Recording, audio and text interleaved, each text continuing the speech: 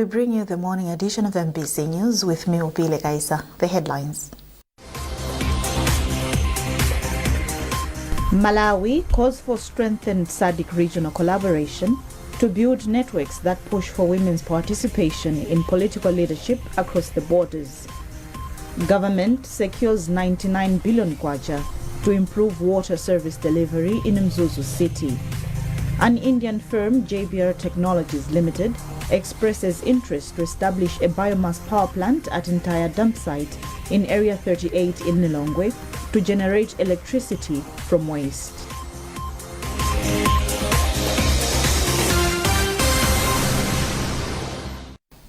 And now the news in detail.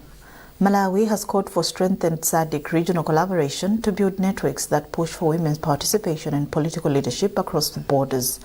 The Minister of Energy, Jean Matanga, said this in Lilongwe on behalf of the Minister of Gender during a learning visit of parliamentary women caucuses from Zambia, Mozambique and Zimbabwe. Matanga said women continue to face challenges in politics and such a learning engagement is critical to share ideas and find solutions to challenges facing women in the SADC region. Beatrice Mwape reports. Speaking during the ceremony, Matanga said although women were the majority of registered voters during the 2025 general election in Malawi, very few made it to parliament. She says this indicates that although women are the majority participants in electoral processes, they remain a minority at ballot. The minister says there is need for sustainable action and strong collaboration among civil society organizations and other stakeholders to strengthen women's participation in politics and amplify their voices through advocacy and civic education. On her part, Chairperson for Women Parliamentary Caucus, Mary Kembo, says women are still facing challenges hindering their participation in politics, and the engagement provides them an opportunity to share experiences and exchange ideas. She says this will ensure women's political leadership goes beyond numbers but influence accountability and bring meaningful impact in their constituencies. Women out there, they are called all sorts of names. They are harassed, they are intimidated. That hinders the potential women who wants to join politics. They say if we join politics, we'll be like harassed and victimized. So we want to encourage other women to be strong. Gender Justice Coordinator at Oxfam, Lindwe Jere, says the cultural barriers women experience in Southern Africa are the same. Jere says Oxfam will ensure women leadership advance on the continent in order to build a gender transformative and inclusive democracy. But we also know that there are cultural barriers that are hindering this progress of women leadership. That is why we thought it was important that they sit down as one caucus, part of Southern Africa, that maybe there are challenges that are common to among all the countries, that they can sit down and then be able to electrify. On her part, AU Youth Ambassador for Peace, who also represented Zambian Parliamentary Women Caucus, Ruth Ndlovu, says the meeting has come at the right time as Zambia prepares for election. Ndlovu says Zambia has reformed its laws to promote women in political leadership and hopes to share the development with the women caucuses. Another strategy that we ensured is to ensure that there's traditional leadership being present to promote the participation of women. I think we must understand the cultural context that we live in Africa in general, that they do play a key role to help shaping the mindsets of our society and our members to ensure that when women are also at the forefront, it is not a competition between women and men, but we must complement one another's efforts. The Women Parliamentary Caucus of Malawi has organized the learning visit in collaboration with Oxfam and other partners. The two-day meeting has been held under the theme Learning from Malawi's Election Reflections and Strengthening Women's Political Leadership in Zambia, Zimbabwe and Mozambique. Beatrice Mwape, MBC News, Lilongwe.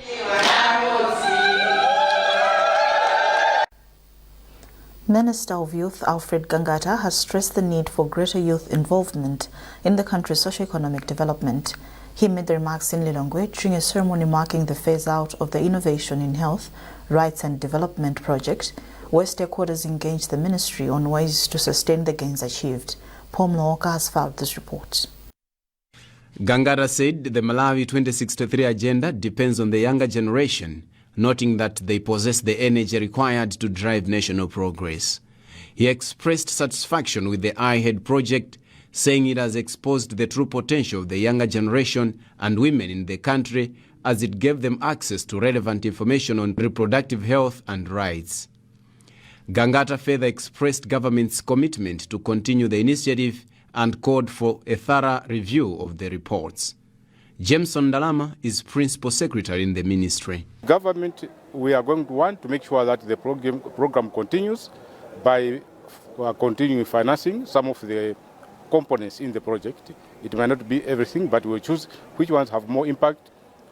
Secondly, to make sure that we lobby with partners also to join us to continue supporting the program. I-Head Communications Lead Tokozani Ngombe Mwenekonde commended the project, saying it has reached over 3 million people across the country. She said the initiative has impacted youths and women in the districts of Dowa, Nchisi and Lilongwe. The I-Head project was basically addressing barriers to access to information and services on sexual and reproductive health rights for adolescent girls and young women. We worked with both boys and girls, young men and young women, for a reason. The rights aspect touches on issues of gender equality. So there's a lot that we have achieved on the project in regards to provision of information, provision of services on sexual and reproductive health rights. The I-Head project focused on improving sexual and reproductive health and rights, SRHR, for adolescent girls and young women, AGYW. It was funded by Global Affairs Canada and implemented by CORD in partnership with Farm Radio International. Paul Mlowoka, MBC News, Lilongwe. The youth have been advised to take a lead in the country's economic prosperity through businesses and innovation. Principal Secretary in the Ministry of Trade and Industry, Bright Molande, said challenges being faced should be an opportunity for the youth to contribute to the economic prosperity of their country. He made the remarks in Lilongwe during a Malawi Youth Enterprise and Livelihoods Forum where youth showcased value addition initiatives after getting skills and financial support from a project called Business Acceleration for Youth. Isaac Jali reports.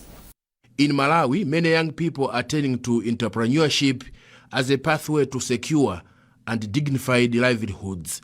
And one such initiative that has empowered the youth since 2022 is the Business Acceleration for Youth project. The project has provided business skills and financial support to small and medium enterprises and startups. To date, over 500 youth-owned enterprises have been established and are thriving, while more than 1,700 jobs have been created. The beneficiaries are involved in various manufacturing sectors. Speaking during the Malawi Youth Enterprise and Livelihoods Forum in Lilongwe, Principal Secretary for Industrialization Bright Molande commended the project for helping to reduce unemployment and promote economic self-reliance for the youth. Youth SMEs are making an impact in value addition as well as job creation. A very good example is this project has created a lot of jobs, and we have witnessed products that are even possible for export. What it means is that there are some youth in this country that are so creative and innovative to the point that they are making products that can be exported out of Malawi for us to generate the much needed forex. The project has invested over $5 million, approximately 8.7 billion Malawi kwacha, and Chief of Party for the Business Acceleration for Youth project, David Slane, called for removal of barriers that prevent many young people from participating in business, such as business and tax registration requirements. He said there's need for decentralization of such services to district councils. We would always recommend that when designing programs that they are designed to be business inclusive. This means that we shouldn't put up too many barriers to businesses participating in projects. There are lots of good business people in Malawi who have excellent ideas but are being excluded from opportunities presented by projects because of rigorous barriers. Projects should always look at how to include businesses by supporting them in ways that allow them to overcome entrance barriers. such as business registration, tax registrations, audited accounts. The project has been implemented by the Alliance Biodiversity and the International Center for Tropical Agriculture (CIAT), whose managing director for Africa is Wanjiru Kamau Rutenberg, and says the initiative is an example of how African countries can turn their youth population into a demographic dividend that contributes to economic development rather than becoming a liability. I think this is one of the most innovative projects that I've seen in a long time. I think the focus on young people in business, using their businesses to create new jobs and to drive wealth, the size of our youth population can either catapult Africa into prosperity or really be what holds us back. And the difference between that is whether we are able to leverage the energy and the talent and the innovation of our young people, and entrepreneurship and job creation is exactly how we get to do that. The project has been implemented in Chiradzulu, Zomba, Mulanje, Machinga, Mangochi, Baraka and Nsanje districts, among others. Isaac Jali, MBC, Lilongwe. Government has secured close to 99 billion kwacha to improve water service delivery in Muzu city as part of efforts to address persistent water supply challenges. Minister of Agriculture, Irrigation and Water Development, Rosa Fachimbilizi, said the funding will support upgrading of the pipeline, water treatment plant and praising of the Lunyangwa Dam in Muzu. Hassan P. reports. Constructed in 1993, Lunyangwa Dam remains the main source of water for Muzu city. However, with a holding capacity of 4.2 million cubic meters, officials say the dam can no longer meet the growing demand for potable water in the city and surrounding areas.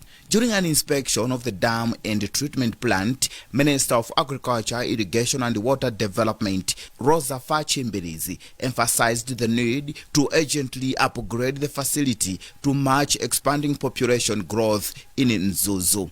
She then disclosed that government has secured funding, including support from the European Investment Bank, aimed at raising the capacity of the dam to reduce erratic water supply currently experienced by residents of Muzu. The work that is going on here is very impressive. As you saw, the dam is very well cared for. What is missing is the fact that the dam is now at low levels, and we need to raise the dam up so that the water doesn't spill over. So that project will be implemented very soon. We've identified the funds, and we should have the dam raised by June.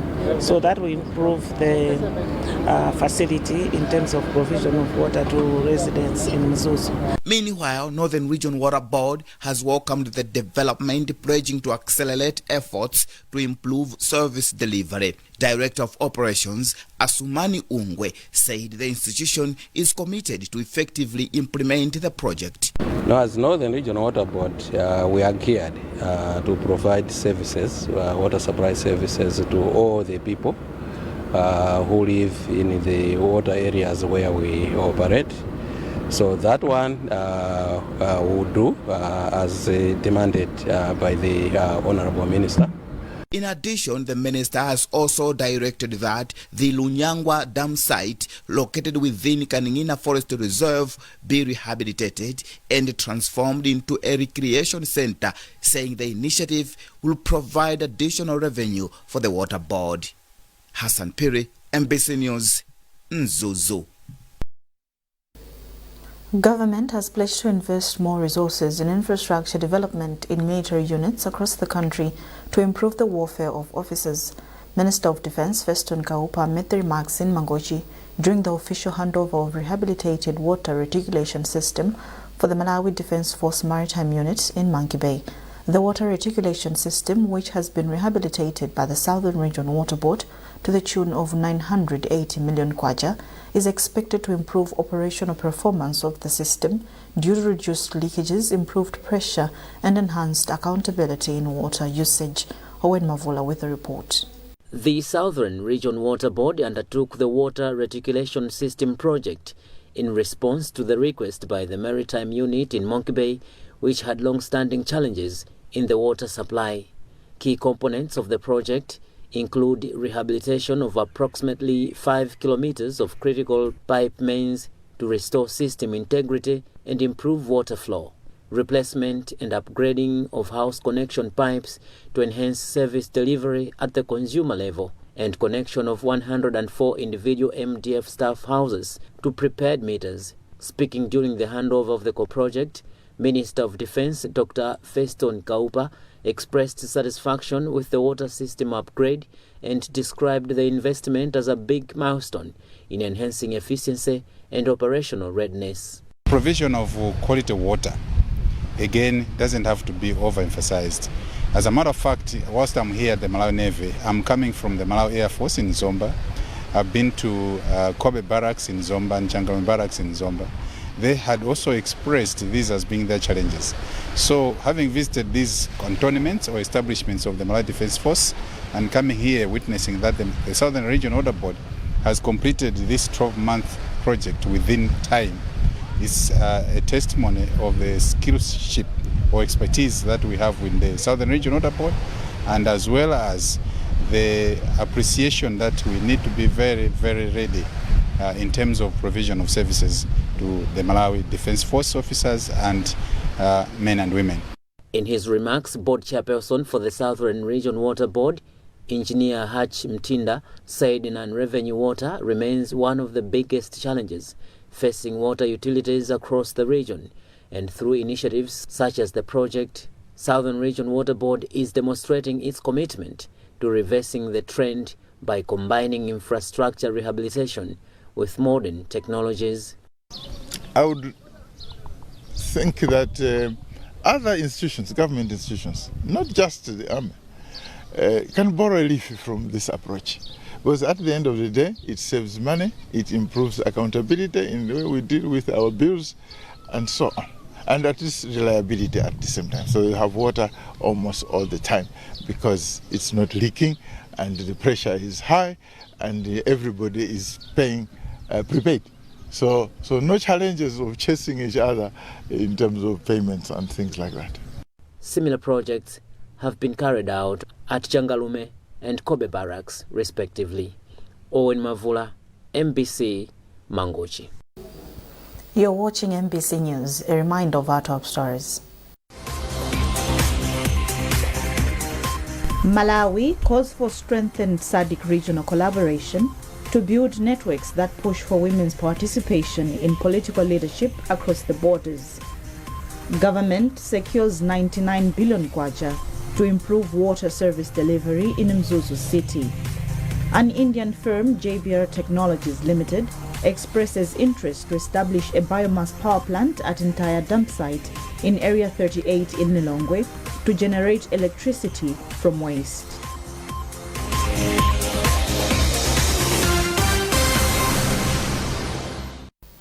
Welcome back. The government of Malawi, in coordination with the Republic of Zimbabwe, has finalized the repatriation of the remains of 17 people who died in a road accident in Zimbabwe. According to the press release from the Ministry of Foreign Affairs and the International Cooperation, 8 people died on spot, and subsequent assessment confirmed that a total of 17 people have so far died in their accident. Furthermore, all victims who had been admitted to Koto and Mutoko district hospitals have since been discharged, while 8 victims are still admitted at Parirenyatwa Referral Hospital in Harare, with 1 patient currently receiving treatment in the intensive care unit ICU. Meanwhile, the Embassy of Malawi in Harare has processed travel documents for passengers certified medically fit to continue with their journey to Malawi. Meanwhile, there has been a serious road accident involving a Malawian bus in South Africa with several fatalities and unconfirmed injuries.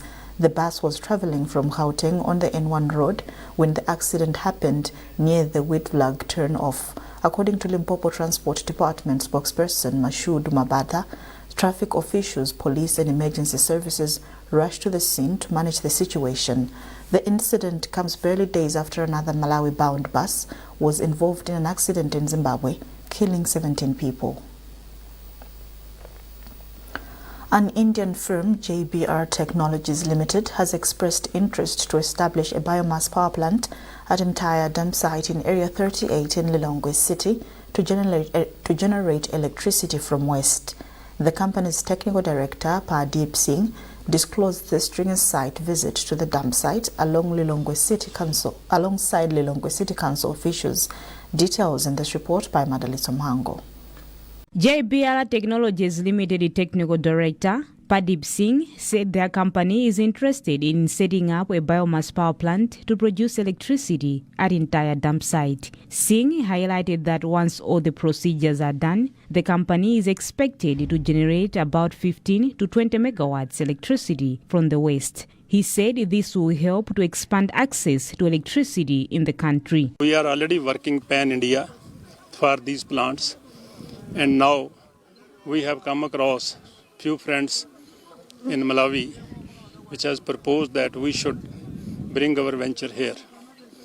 So now we have come here to visualize and to exercise our expertise that how we can put this plant of 15 megawatt biomass thermal plant at Malawi. Lilongwe City Council Mayor Councillor Peter Alex Banda says the development will improve waste management in the city as well as help the council to generate revenue from the plant. He added that if all processes are done, the project will create jobs among many Malawians. According to JBL Technologies Limited, the whole project is expected to cost about 35 to 50 million US dollars, which is approximately 61 billion kwacha. Madalitso Muhango, MBC News, Lilongwe.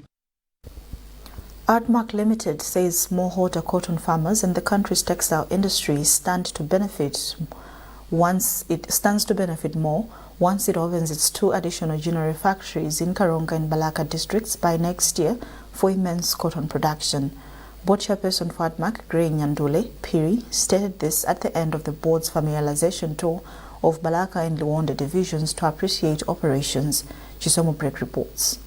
For this to be realized fully, Admark Limited Board Chairperson Gray Nyandule Piri has challenged cotton farmers to produce more for both local and export market.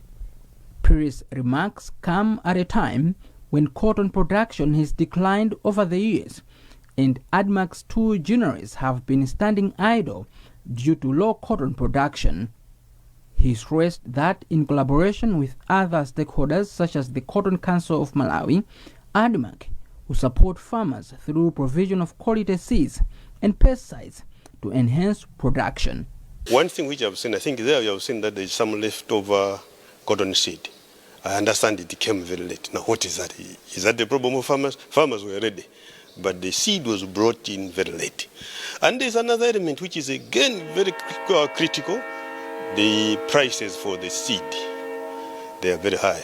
The seed is not cheap. I think one thing that we would want to do is to, I think, engage Admark in cotton seed multiplication so that at least we make it a bit cheaper for the farmers, because I'm aware the farmers can produce the cotton. They can produce. They've been in the system. We have ever done that in the past, and it can be done.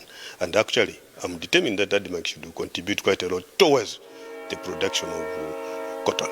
The board chairperson, Gray Nyandule Piri, further said Admark was on course with its transformation drive. The intentions are to make Admark more vibrant. I think you're aware that Admark has two main sections. The one, or rather 2 mandates. One, which is to do with the social functions, and then the commercial wing, right?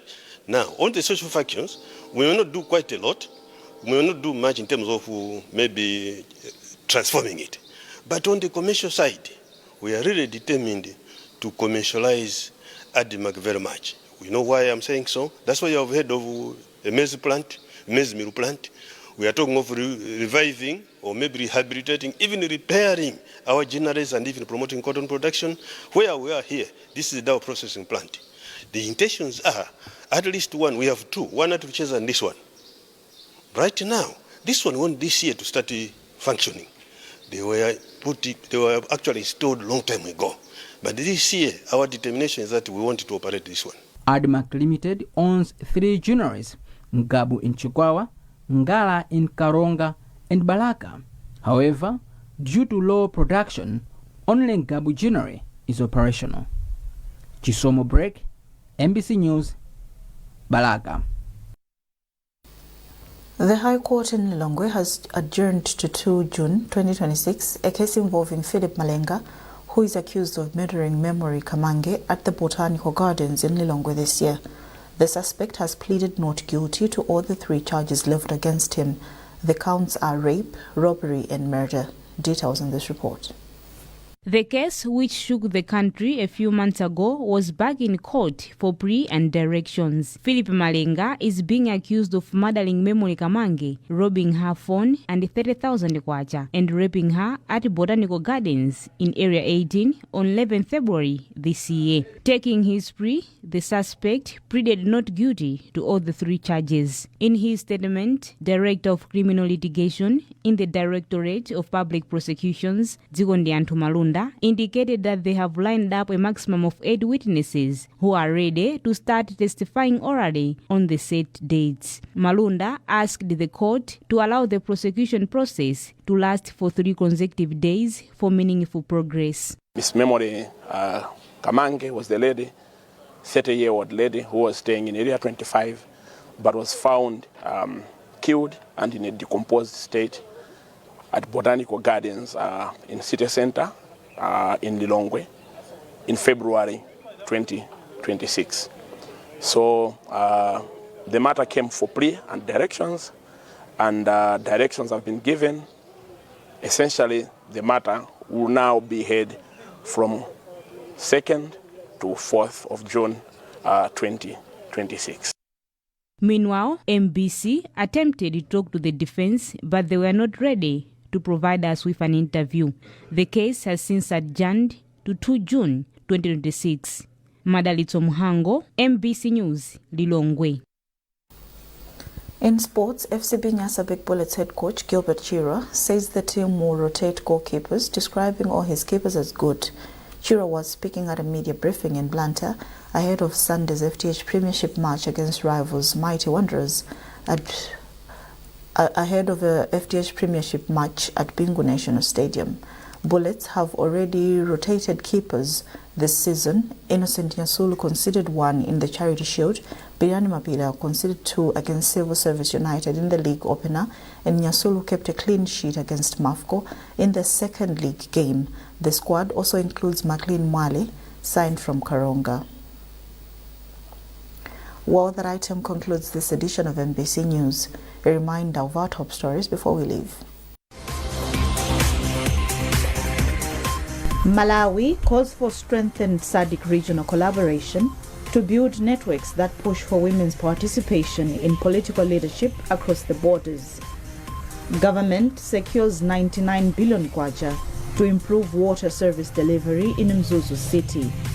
An Indian firm, JBR Technologies Limited, expresses interest to establish a biomass power plant at entire dump site in Area 38 in Lilongwe to generate electricity from waste.